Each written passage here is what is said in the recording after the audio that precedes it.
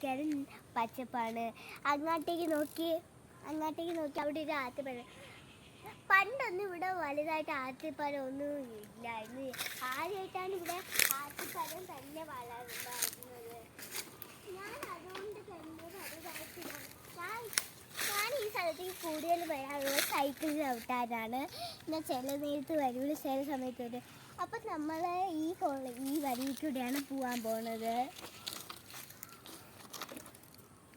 അപ്പം നമ്മൾ പോവുകയാണ്.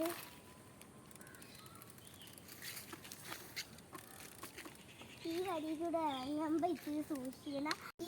പണ്ട് ഞാൻ ഈ തോട്ടിലൊക്കെ ഇറങ്ങി കളിക്കാറുണ്ട്. ഇപ്പം പൈൻ്റേരി പോളവൻ്റെ ശല്യം കൊണ്ട് ഇറങ്ങി കളിക്കാൻ പറ്റുന്നില്ല. ഞാൻ ഈ വഴിയിൽ കൂടെയാണ് സൈക്കിൾ ആയിട്ട് പോകും. ഇവിടെ അതിനായിട്ട് അങ്ങനെ വണ്ടിയൊന്നും ഇല്ലാത്തതുകൊണ്ട് വലിയ പ്രശ്നമൊന്നുമില്ല.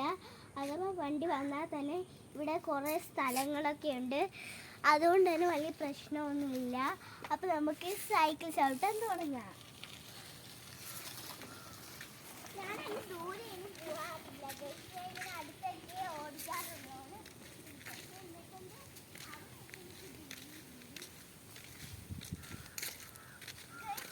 വരുന്നുണ്ടെന്നാണ് തോന്നുന്നത്.